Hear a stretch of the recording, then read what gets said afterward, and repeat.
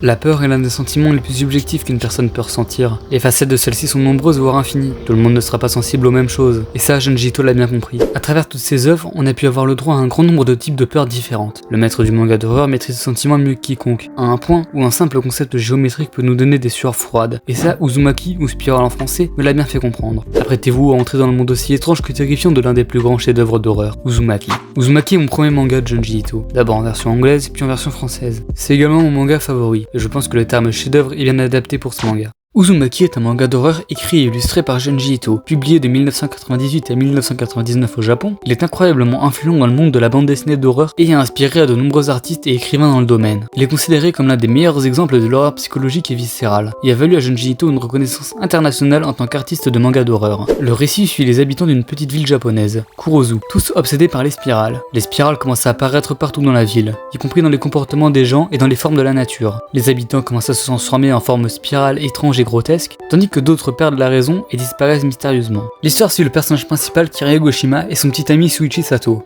Alors qu'ils essaient de comprendre ce qu'il se passe dans leur ville, ils découvrent que les spirales ont une puissance surnaturelle qui les transforme en obsession malsaine, et que la ville est une histoire sombre liée aux spirales. Ce manga est divisé en 19 chapitres, en plus d'un bonus. Chaque chapitre ont des intrigues différentes, toujours sur le thème des spirales. Ils sont tous originaux, et la présence malsaine de la spirale est marquée tout au long de cette œuvre. Si ça vous paraît étrange au premier abord, c'est parce que ça l'est, et on pourrait croire que le côté grotesque des choses rend l'œuvre pas incroyable, mais non. Dans cette histoire, la narration et le dessin de Junji Ito sont splendides, et nous amènent en voyage dans ce monde étrange. L'immersion est totale. Une fois plongé dans l'œuvre, dur d'en ressortir. Tout au long du manga, la situation va dégénérer jusqu'à que ça en devienne incontrôlable. Pour moi, cela apparaît au niveau du chapitre 14, Papillon, lors de la destruction de la ville. En effet, les premiers chapitres vont permettre d'instaurer plein de mécaniques par rapport aux spirales qu'on retrouvera tout au long de l'œuvre. Ce qui rend cet ouvrage impactant, c'est le très juste sublime d'Ito. Certaines pages de ce manga sont celles qui ont fait son succès, comme celle du père de Shuichi, ou encore la fameuse page du visage envahi par la spirale. Ces planches sont d'un morbide sublime. Les dessins de Junji Ito sont réalistes et détaillés, avec une grande attention portée aux textures et aux ombres. Cela aide à créer une ambiance oppressante et réaliste, en renforçant la crédibilité de l'univers du manga. De plus, les personnages sont expressifs et réactifs. Les personnages de Uzumaki sont bien développés et expressifs, ce qui les rend plus attachants et crédibles pour les lecteurs. Mais en revanche, ce que je trouve étrange, c'est que le personnage ne garde aucune séquelle.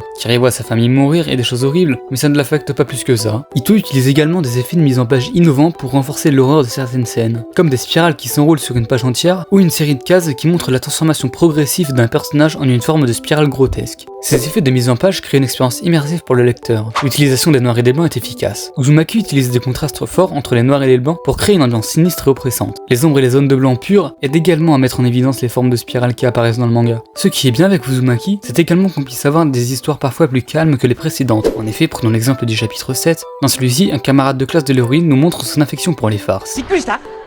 Il s'amuse à surgir devant des gens pour leur faire peur. Il a donc droit à un surnom, Jack in the Box, ou boîte à surprise en VF, faisant référence aux jouets où des clowns sortent des boîtes quand on les ouvre. Celui-ci va tomber amoureux de l'héroïne et décide de jeter sous une voiture pour prouver son amour. Puis celui-ci renaîtra littéralement en Jack in the Box, avec une suspension de voiture dans le ventre. La spirale va lui redonner vie. Ce chapitre est l'un des plus gore sans aucune censure, ce qui le rend terrifiant. Mais le chapitre d'après est consacré à des hommes qui sont transformés en escargots, un thème moins horrible, ce qui nous donne le temps de reprendre son souffle. En outre, Uzumaki est un manga qui a un concept unique et original, mais qui marche vraiment. On se laisse facilement prendre à cette histoire. De plus, la narration est maîtrisée, avec une lecture cohérente et immersive, accentuée par une exploration des thèmes profonds tels que la folie, l'obsession, la perte de soi, la mort et la transformation. Ito utilise l'horreur pour explorer ces thèmes de manière créative et révélatrice. Tout cela accentué par un style graphique remarquable. Les illustrations de Junji Ito sont remarquables, avec une grande attention portée aux détails et aux textures. Il utilise également des effets de mise en page innovants pour créer une ambiance oppressante. En 2023 devrait arriver l'animé de ce manga, et j'en attends beaucoup. J'espère qu'il ne me décevra pas comme l'adaptation de live action moyen. Voilà pour cette découverte manga, j'espère que ça vous aura plu évidemment. Merci pour les 100 abonnés, ça me fait vraiment plaisir. Et on se retrouve la prochaine fois avec une vidéo sur Jojo bien sûr. Et voilà, à la prochaine.